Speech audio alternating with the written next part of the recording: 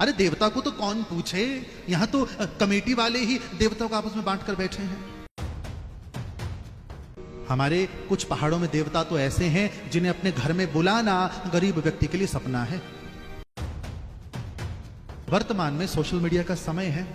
हर देवता के नाम पर आपको 10-10, 20-20 पेज बने हुए मिलेंगे, जिन्हें वो चलाएंगे जिन्हें देवता की कोई जानकारी नहीं।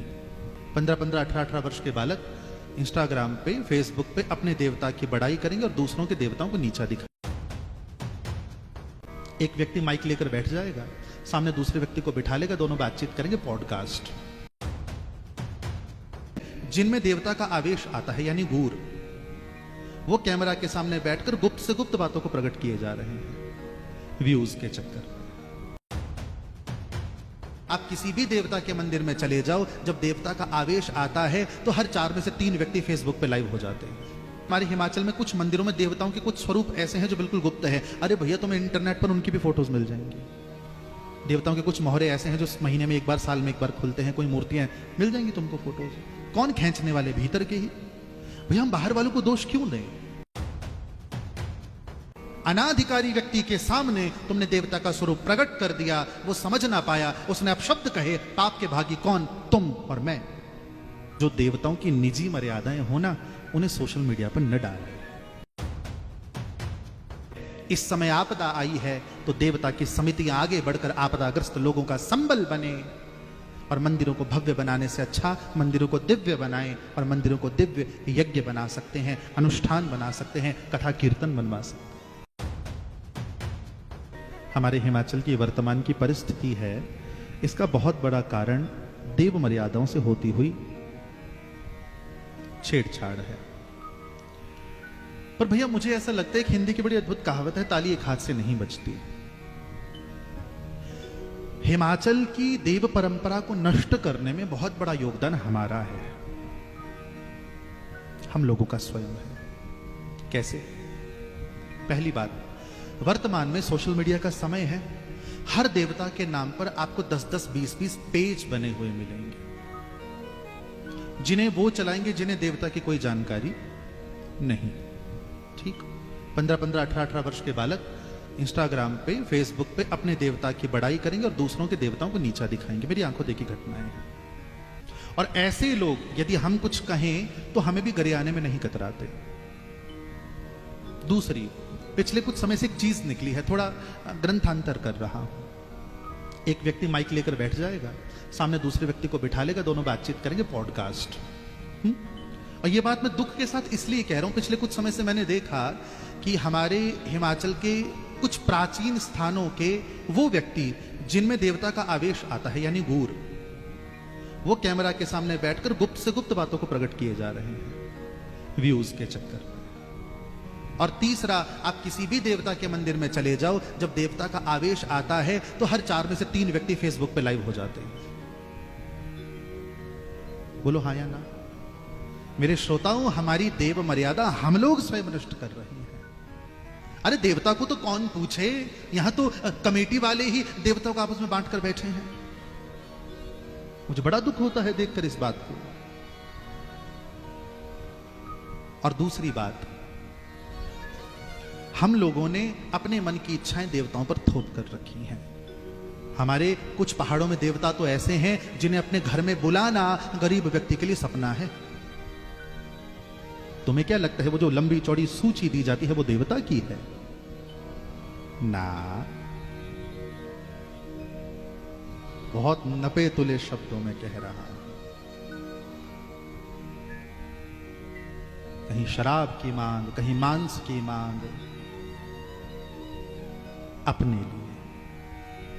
मैं मानता हूं देवताओं की परंपरा में ये सेवाएं हैं, पर रोज नहीं, वर्ष में सीमित। आप अच्छे से समझते हैं। मैं तो ये आग्रह करूं आप लोगों से, जो देवताओं की निजी मर्यादाएं हो ना, उन्हें सोशल मीडिया पर न डालें। दूसरी बात, आज भी हमारे हिमाचल में कुछ मंदिरों में देवताओं के कुछ स्वरूप ऐसे हैं जो बिल्कुल गुप्त है। अरे भैया, तुम्हें इंटरनेट पर उनकी भी फोटोज मिल जाएंगी। देवताओं के कुछ मोहरे ऐसे हैं जो महीने में एक बार, साल में एक बार खुलते हैं। कोई मूर्तियां मिल जाएंगी तुमको फोटोज। कौन खींचने वाले? भीतर के ही। भैया, हम बाहर वालों को दोष क्यों दें? और एक और बात मैं कहूं, देखो देव परंपरा में बलि हो न हो मैं इस विषय पर नहीं कहता, क्योंकि मैंने आपको कल परसों इस विषय में कहा था। पर मेरा निवेदन है, देवताओं का बल है यज्ञ। कितने देव मंदिर ऐसे हैं जहां यज्ञ होते ही नहीं, अनुष्ठान आदि होते ही नहीं। भैया देवताओं का देवत्व भी मंत्र जाप से है, पूजा अनुष्ठान से है। तुम ग्रंथ उठाकर देख लो, तुम्हें राम और कृष्ण भी यज्ञ करते मिलेंगे, पूजा पाठ अनुष्ठान करते मिलेंगे। पर हम लोग अपने मन की इच्छाएं तो देवता के ऊपर थोप देते हैं।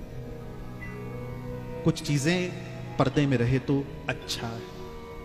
न हो मेरी बात का विश्वास तो एक एक प्रमाण दे रहा हूं, तुम्हें अनुभव कर लेना। मान लो कभी कोई तुम्हारी आंखों के सामने ऐसी वीडियो आए जिसमें देवता को आवेश आया हो, ठीक।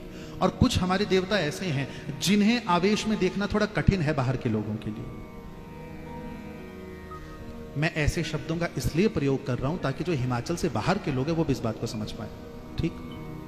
मैं गूर और खेल नहीं कहूंगा, आवेश कहूंगा, और आप लोग समझ रहे हैं। हमारे कुछ देवता आवेश में कुछ ऐसा रूप धारण कर लेते हैं जो बाहर के लोगों के लिए देखना कठिन है, भय देने वाला है। पर क्षमा करना मेरे श्रोताओं, जब नीचे कमेंट का सेक्शन देखते हैं ना, वहां अधिकांश तो लोगों ने गाली दी होती है। उनकी गलती नहीं है, वो उस परंपरा से परिचित ही नहीं है। अनाधिकारी व्यक्ति के सामने तुमने देवता का स्वरूप प्रकट कर दिया, वो समझ ना पाया, उसने अपशब्द कहे, पाप के भागी कौन? तुम और मैं। जो मंदिर साल में एक बार खुलते हैं ना, वहां लोग उत्साह से जाते हैं। जिन मंदिरों में फोटो नहीं खींची जाती वहां दर्शन को लालायित रहते हैं। तुमने सारे रहस्य खोल कर रख दिए। होड़ लगी पड़ी है, तुम्हारा 2 करोड़ का मंदिर, हम 5 का बना। अरे भैया बनाओ। यहां बहुत से बुजुर्ग ऐसे बैठे हैं जिन्होंने अपने क्षेत्र के देवताओं को छोटी सी कुटिया से भव्य मंदिरों में जाते देखा होगा। शायद देवता पहले अधिक प्रसन्न था। हाँ? छोटे से घास के छप्पर में बैठा है पिंडी के रूप में, किसी ने भाव से कि घी की धार लगा दी, देवता प्रसन्न। बोलो हाँ या ना? पुराने पुराने चित्र देखे तो पहले के रथ भी बहुत सीमित से होते थे, सादा सादा सा। भैया अच्छी बात है, देवताओं को श्रृंगार प्रिय है, देवताओं को श्रृंगार कराओ, पर उसमें होड़ ना हो। देवता तुम पे रीझेगा, तुम्हारी सामग्री पे नहीं रीझेगा। तो ये जो देवता के आसपास वाले जितने होते हैं ना, मैं तो इनसे निवेदन करूं, तुम पहले देव मर्यादाओं का पालन करोगे तब अगले करेंगे। करो। कितनी युवा पीढ़ियां हैं जो देवताओं के साथ जाने के नाम से नशे में लिप्त हो चुकी हैं। अरे गर्व करो, हम हिमाचल से, हम पहाड़ों से आते हैं, हमारी देव परंपरा अद्भुत है, जो शास्त्रातीत है, शास्त्रों से बाहर है। पर यह बात सविनय निवेदन करूं मैं आप लोगों को, हमारे पहाड़ों के देवी और देवता सबका बल यज्ञ है। इस समय आपदा आई है तो देवता की समितियां आगे बढ़कर आपदाग्रस्त लोगों का संबल बने, और मंदिरों को भव्य बनाने से अच्छा मंदिरों को दिव्य बनाएं, और मंदिरों को दिव्य यज्ञ बना सकते हैं, अनुष्ठान बना सकते हैं, कथा कीर्तन बनवा सकते हैं। देवताओं का बल है।